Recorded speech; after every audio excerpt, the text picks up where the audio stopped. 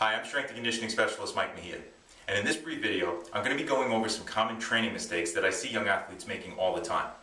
And hopefully in helping identify some of these errors, you'll be able to avoid them and have much safer and more productive workouts. So let's go ahead and take a look at some of those mistakes right now.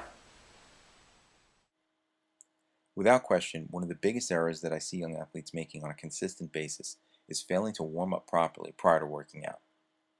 Whether you're heading into a gym to do some weight training or out onto a field to do some speed and agility work, you need to put yourself through a full dynamic warm-up protocol featuring the types of drills shown here.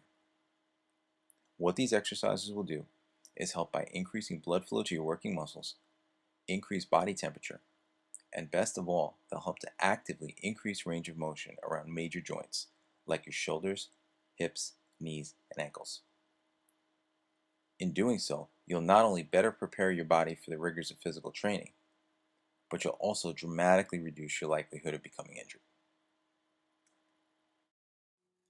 Another major mistake is favoring the quantity of work being done over the quality. Now, this has become especially problematic recently with all the boot camp emphasis in young athletes' training programs. But when you're talking about a drill like flipping tires seen here, you want to start an athlete on a smaller tire, making sure the mechanics are sound, getting the hips down, keeping the chest up, and not just mindlessly banging through reps. The same holds true when you're doing plyometric drills. You want to first ensure that your athletes are using good landing mechanics. That's what we're demonstrating here with the platforms. It's not just about bounding over hurdles repeatedly.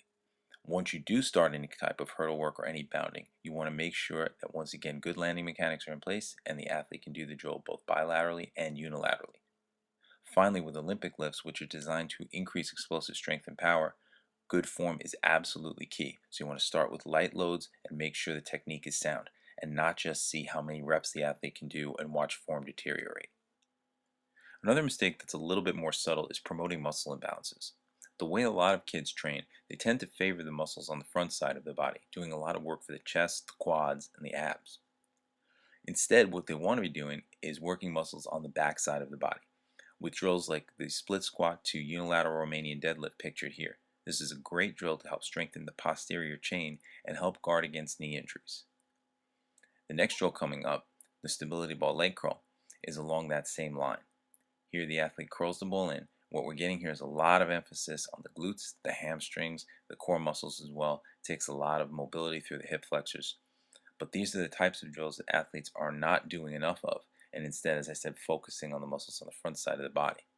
And from an upper body standpoint, we're looking to downplay some of the bench pressing emphasis and instead work on things like inverted rows pictured here, reverse flies, and external rotations.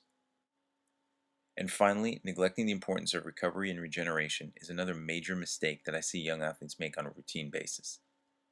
It seems that kids just don't want to put in the extra time and effort that it takes to do things like post-workout static stretching pictured here, especially for chronically tight muscle groups like the glutes, the hamstrings, the quads, the hip flexors, and the lats, the things that they're really overusing during workouts and sports participation.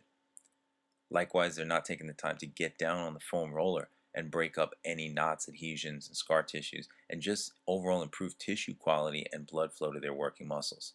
These are the types of things that young athletes are going to want to do more of if they really want to see better gains and less injuries as a result of their training.